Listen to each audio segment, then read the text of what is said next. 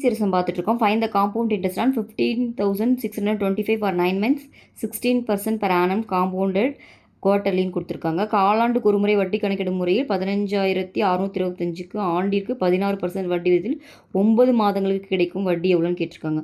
So 9 மாதங்கள்னு இருக்கா, அதப்போ வந்து நம்ம இயரில் கன்வெர்ட் பண்ணோம். நம்மளுக்கு தெரியும் 12 month 1 year.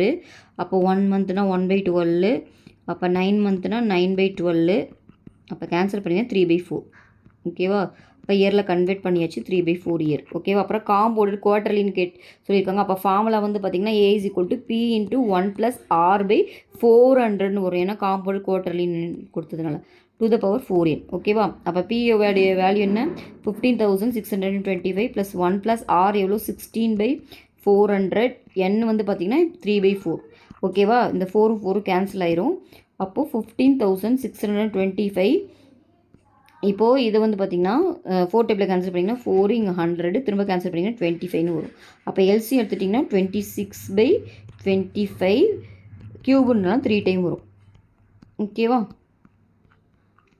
அப்போது இதை வந்து நம்மளுக்கு இது வந்து பார்த்திங்கன்னா 25 க்யூபுங்க. இது தெரிஞ்சு வச்சுக்கோங்க. 25 க்யூபு தான் வந்து 15,625. அப்போ இதை எல்லாத்தையும் கேன்சல் பண்ணிடலாம். அப்புறம் இந்த 26 க்யூப், இப்போ இது 26 க்யூப் கண்டுபிடிக்கணும். ஓகேவா? அதுதான் ஏ.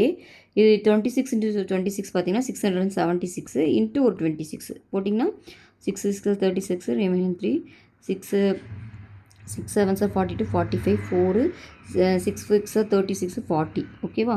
அப்புறம் 2ஆல் மல்டிப்ளை பண்ணிங்கன்னா 1352 வரும். அப்போ ஆட் பண்ணிங்கன்னா எவ்வளோ வருதுன்னா 6 7 5 7 1. அப்போது ஆன்சர் எவ்வளோ வருதுன்னு பார்த்தீங்கன்னா 17,576ன்னு வருதுங்க. இது வந்து பார்த்திங்கன்னா ஏ தான். அவங்க என்ன கேட்டிருக்காங்கன்னா ஐ மட்டும்தான் கேட்டிருக்காங்க. அப்போ என்ன பண்ணணும்? 17,576லேருந்து 15,625 மைனஸ் பண்ணணும். மைனஸ் பண்ணுங்கள். 6ல் 5 போனால் 1 5 1 5 15ல் 6 போச்சுன்னா 9 இங்கே 6 5 போச்சுன்னா 1. அப்போ ஆன்சர் பார்த்திங்கன்னா 1951 தான் இந்த சம்மோட ஆன்சர்.